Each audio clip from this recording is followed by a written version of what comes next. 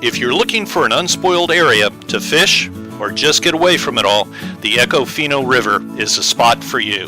The best public ramp on the Econfina River is at Econfina River State Park, located about 30 minutes from Perry, Florida, or about an hour from Tallahassee in the Big Bend area. While freshwater fishing is an option, my target on this trip are the saltwater marshes 3 miles downriver at the Gulf. The scenery is wonderful as you're going downstream in its beautiful, pristine state.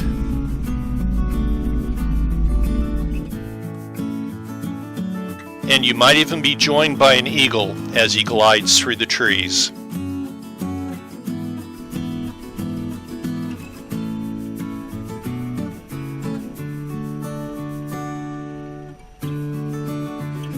And as you get closer to the Gulf of Mexico, the palm, pine, and oak trees are replaced by marsh grass and an infinite horizon. Once I reached the mouth of the Econfina, I headed north to an area called Oyster Creek. I'm fishing an area of the creek where it narrows, where it creates a nice choke point, and it also flows into an oyster bar. I'm using a white 3-inch long paddle tail on a 1/4 ounce jig, and I'm fishing in about 2 feet of water. And it doesn't take too long for the action to pick up. When you first get to a new spot like where I'm fishing today, it could be a little bit overwhelming. But what I always look for is first good current flow, and then also clean water.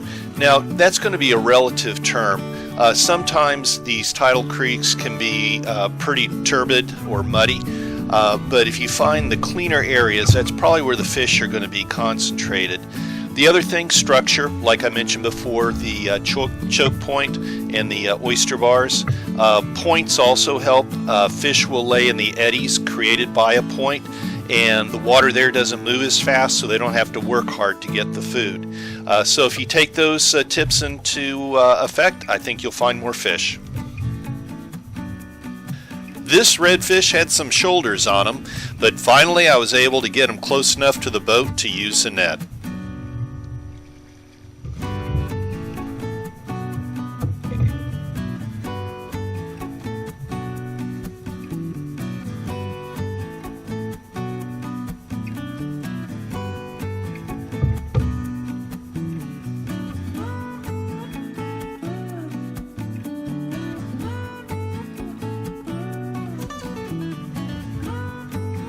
After a brief photo op, it's back in the water for this red so he can grow some more before my next trip.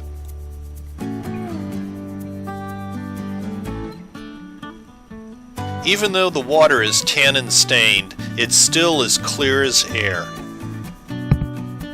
After catching several more reds in Oyster Creek, I moved on out to the mouth of the creek where it met the Gulf. Here I found some more oyster bars and some larger reds.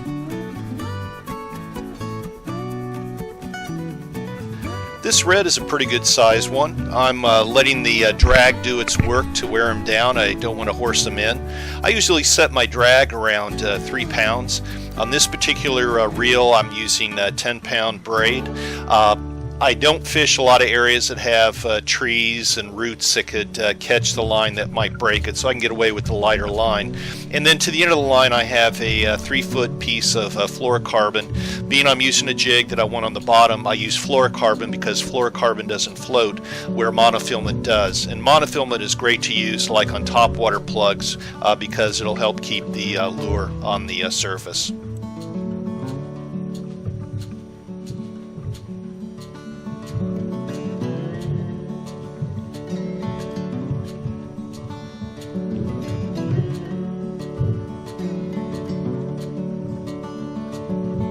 This red also got a reprieve to fight another day.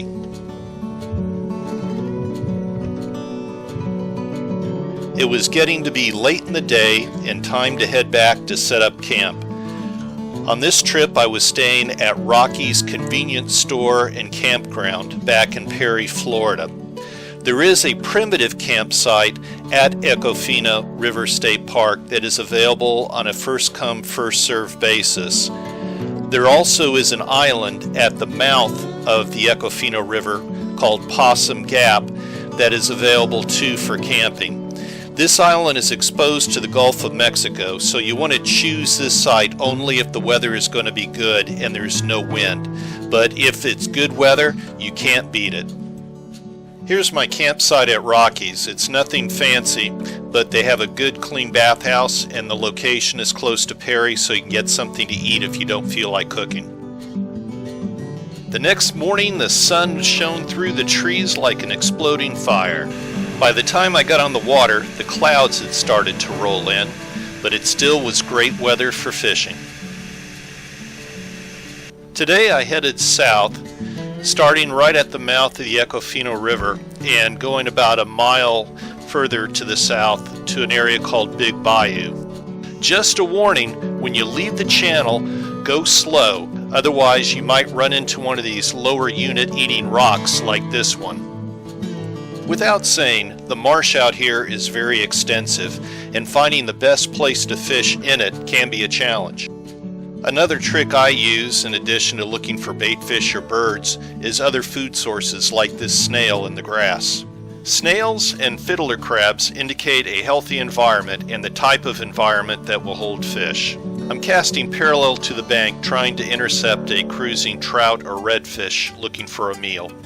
And soon a small rat red makes his appearance.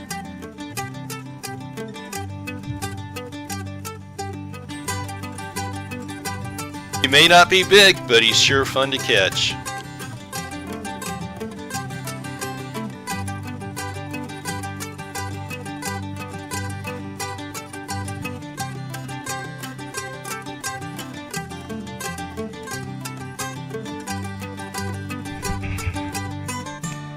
That blue in the tail is really pretty.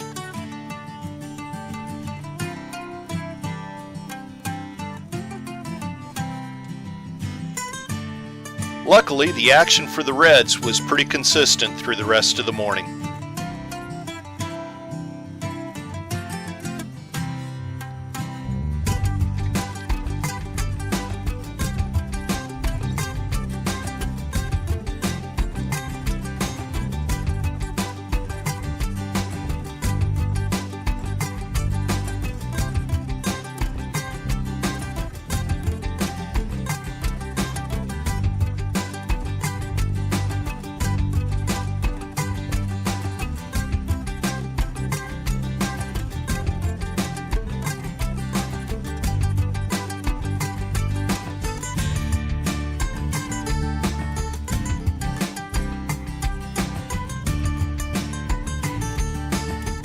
In addition to the great fishing, I never get tired of the beauty of this area.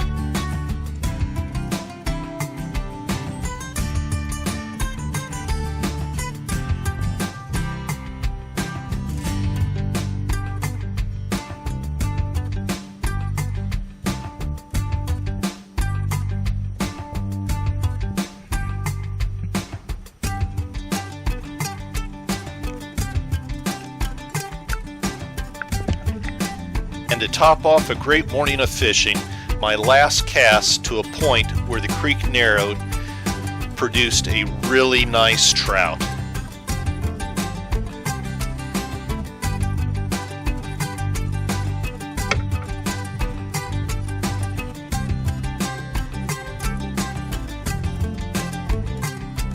Thanks for watching, and watch out for the other turkeys on the road when you come to the Econfina. Please subscribe to my channel so you don't miss the next adventure.